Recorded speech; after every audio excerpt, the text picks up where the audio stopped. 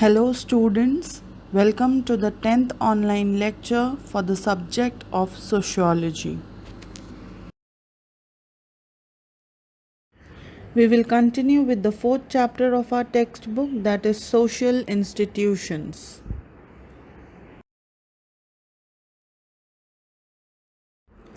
Dear students, we shall be discussing the other two institutions, that is marriage and education, in this lecture. Let us first learn about a very important institution, that is marriage.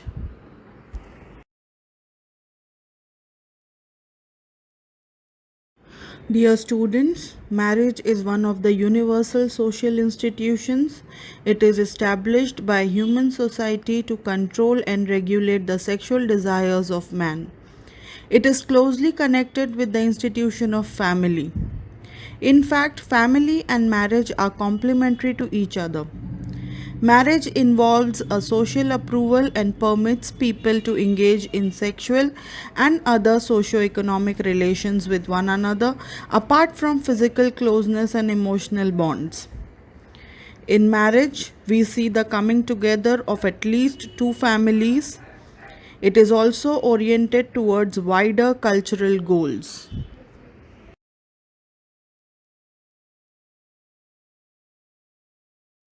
Let's study some of the definition of marriage. According to Robert Lowy, marriage is a relatively permanent bond between permissible mates. Another definition, according to Malinowski, marriage is a contract for the production and maintenance of children. So, marriage is the union between a man and a woman such that children born are recognized and are considered as legitimate children of both parents.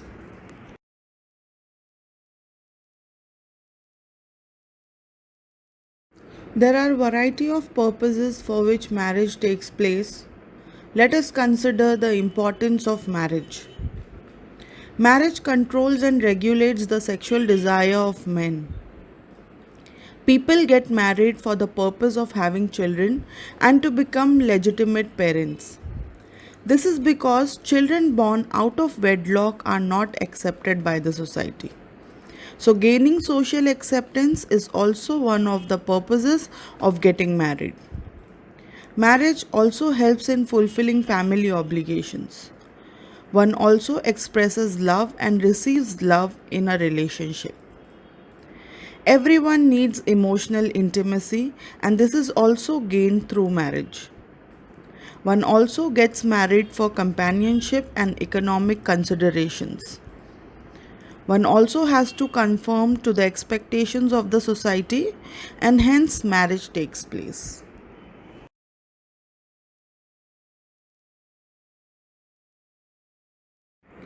Like family, in almost all societies, marriage has existed in one or another form. Historically, marriage as an institution has existed in a wide variety of forms in different societies. These forms existed on number 1, the basis of the number of partners. Number 2, rules governing who can marry whom. And number 3, on the basis of social status of bride and groom. On the basis of the number of partners, there are two major forms of marriage. Number 1, monogamy. Number 2, polygamy. Polygamy is again divided into two forms, A, polyandry, and B, polygyny. On the basis of rules governing who can marry whom, two major forms of marriages are observed. Number 1, endogamy. Number 2, exogamy. Marriage related to social status of the bride and groom are of two types. Number 1, hypergamy, and number 2, hypogamy. Let's study each of these forms in detail.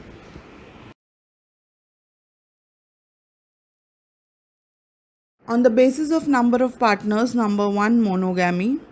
Monogamy is the form of marriage in which one man marries one woman. This is the most widespread form of marriage found among the primitives as well as the civilized people. Monogamy has a long history of its own. It is as old as humanity. The Christians and the Indians has given importance to it. Ancient Hindus regarded monogamy as the most ideal form of marriage. Such type of monogamous marriages seem to be superior to other forms of marriage. It provides marital opportunity and satisfaction to all individuals. A monogamous family is more stable and long lasting.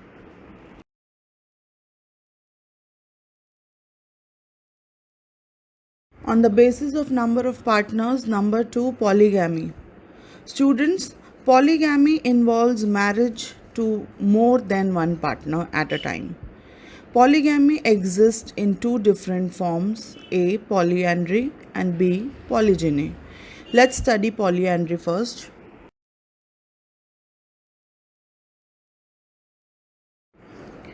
Polyandry is the marriage of one woman with several men. It is much less common than polygyny.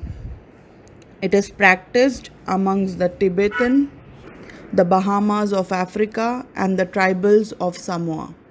In India, the tribes of Toda, Kota practice polyandry. The Nayars of Kerala practiced polyandry previously. Polyandry can be a social response to harsh economic condition when a single man cannot support a wife and children.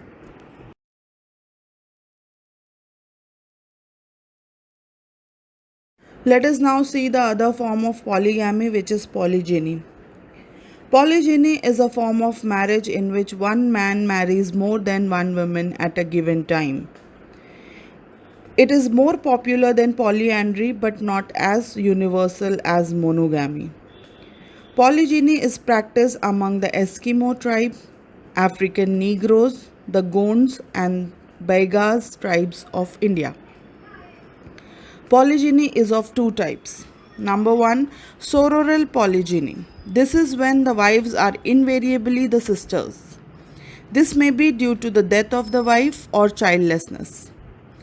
The husband is asked to marry a new spouse who is the younger sister of the wife. Number 2, non-sororal polygyny. In this type of marriage, the wives are not related as sisters. Both the types of marriages are practiced by some people. Polygyny becomes a natural practice whenever there are more females over males. The desire for more children on the part of men also supports polygyny.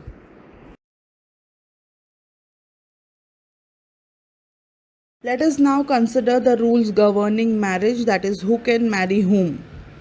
No society gives absolute freedom to its members to select their life partners. In some societies, individuals have free choice of selection of partners, but the selection is not absolute. Rules regarding who should marry whom always govern such selection. Let us study endogamy first. Endogamy is a rule of marriage in which the life partners are to be selected within the group. It is marriage within the group, and the group may be caste, class, tribe, race, village, religious group, etc. Thus, we can have caste endogamy, class endogamy, tribal endogamy, etc. Example, in caste endogamy, one must marry a boy or girl from his or her own caste only. Brahmin has to marry a Brahmin. Endogamy does not permit a person to marry outside the group. Even today, intercaste marriages are not encouraged. Endogamy helps in maintaining the unity of the group. It also helps to preserve the property within the group. It also safeguards the purity of the group.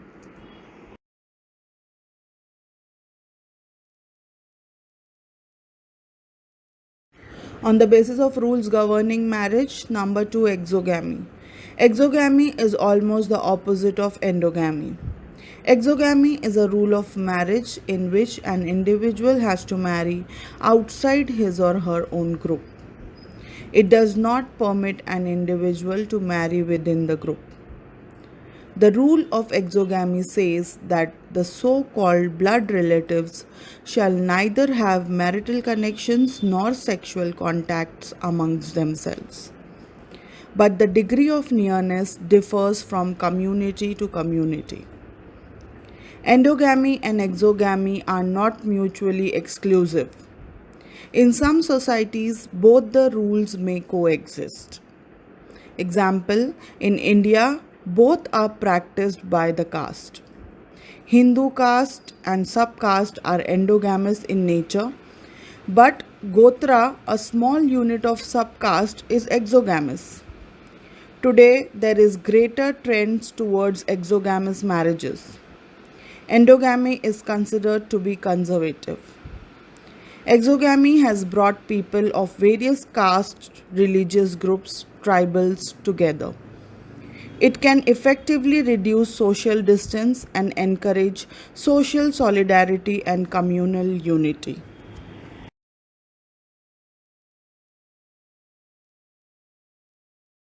On the basis of social status of bride and groom, marriages takes place usually between partners having similar social status.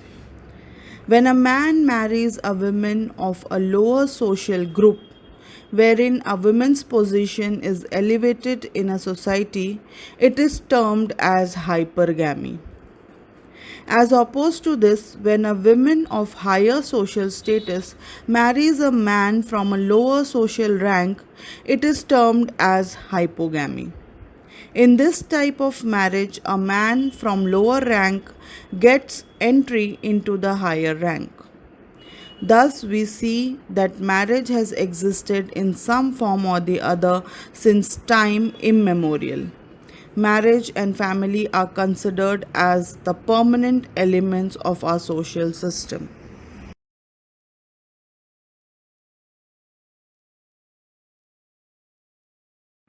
We shall now move on to study the concluding subunit of this chapter, the institution of education.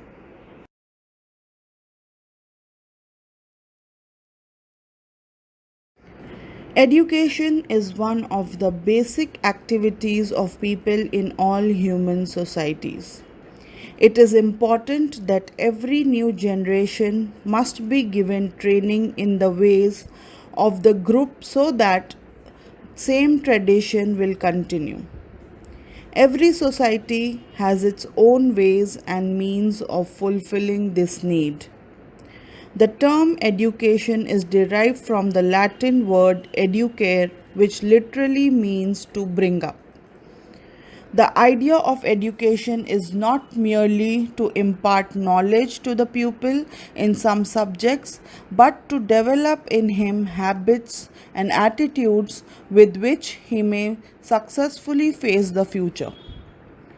Plato was of the opinion that the end of education was to develop in the body and in the soul all the beauty and all the perfection of which they are capable. It means, in short, a sound mind in a sound body. It involves a learning process to gain knowledge and skills to make life more meaningful. Education is thus a lifelong process engaging both formal and informal ways of learning. In the primitive societies, the family and the local community performed the basic function of cultural transmission. However, in modern industrialized society, education needs to be formal and explicit.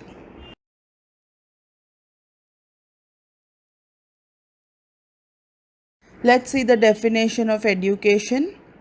According to F. J. Brown, education is the sum total of the experience which molds the attitudes and determines the conduct of both the child and the adult.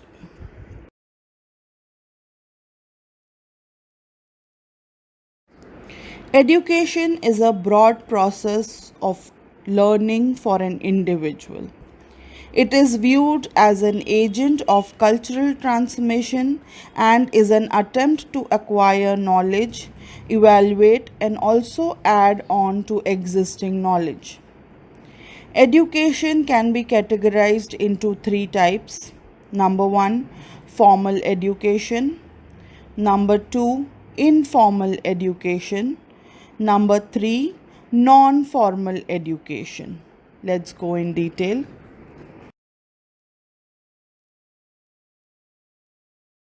Let us first understand what formal education is. Education may take place through formal means. It is planned with a specific end in view. It involves direct schooling and instructions. Formal education is limited to a specific period. It has a well defined and a systematic curriculum, formal content, formal methods of educational assessment, procedures, rules, and regulations. It may take place through formal means such as nursery, schools, primary schools, secondary schools, junior colleges, degree colleges, universities, and research departments. Formal education is found in modern societies.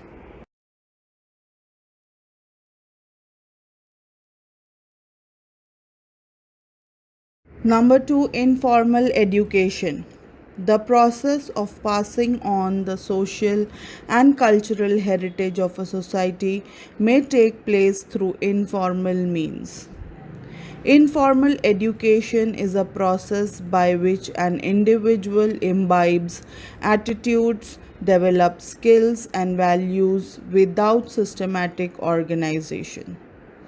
For example, when parents or elders pass on the hunting skills to their children. This form of education is particularly seen when there are inadequate number of schools to provide education to children. People learn their language, beliefs, traditions through the process of informal education. This process starts during early childhood. There are no planned efforts for teaching and learning. There is also no set curriculum, no specific program of teaching and learning. It is homely, personalized, and is not a conscious process. Agencies of informal education are family, neighbors, peer group, etc. Informal education has a great influence on the learning.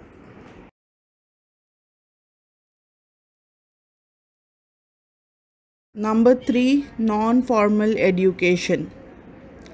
Non formal education takes place outside the realm of formal education. It is not totally unstructured as informal education. Non formal education refers to any educational activity carried out outside the framework of the established formal system. It is designed to serve the learning needs of an individual. Non formal education requires flexibility in design of curriculum and scheme of evaluation. It takes into consideration the level of understanding of children and adults. It can be a lifelong process. There are no fixed timetables or courses of study. It is mostly non authoritarian. There are limited goals and purposes. Non formal education is often open ended and non competitive. Example of non formal education: tailoring skills imparted to rural unemployed women by a government or voluntary association.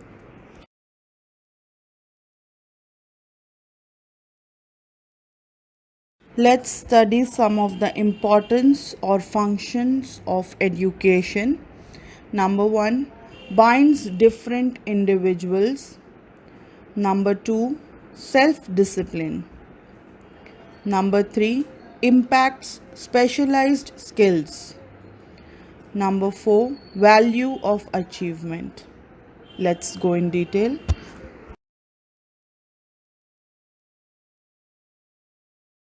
Number 1, binds different individuals. Children from diverse family and community backgrounds gain an understanding of common values and beliefs through school education. This binds or unites people from different backgrounds.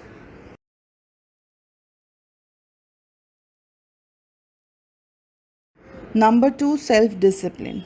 Education inculcates self discipline in an individual.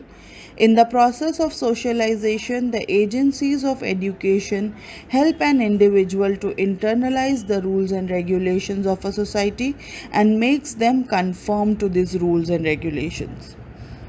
This in turn contributes to the smooth functioning of the society.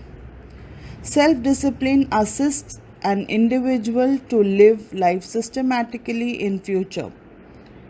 It is thus a lifetime experience.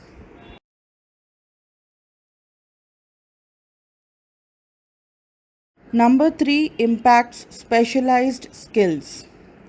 The educational system teaches specialized skills needed for a complex modern society. Education thus has a practical end also. It helps the adolescent to earn his livelihood. It prepares an individual for future occupational positions. This also enables a student to play a productive role in a society. Hence, great emphasis is laid on vocational training.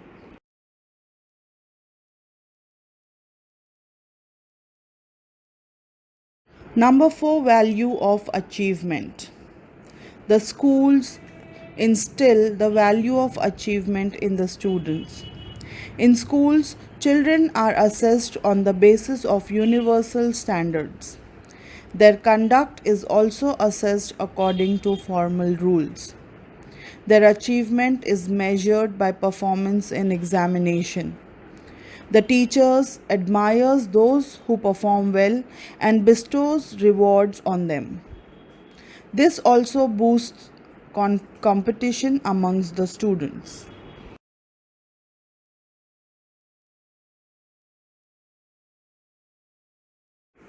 With this, we conclude the fourth chapter. We'll start with a new chapter in the next lecture. Thank you.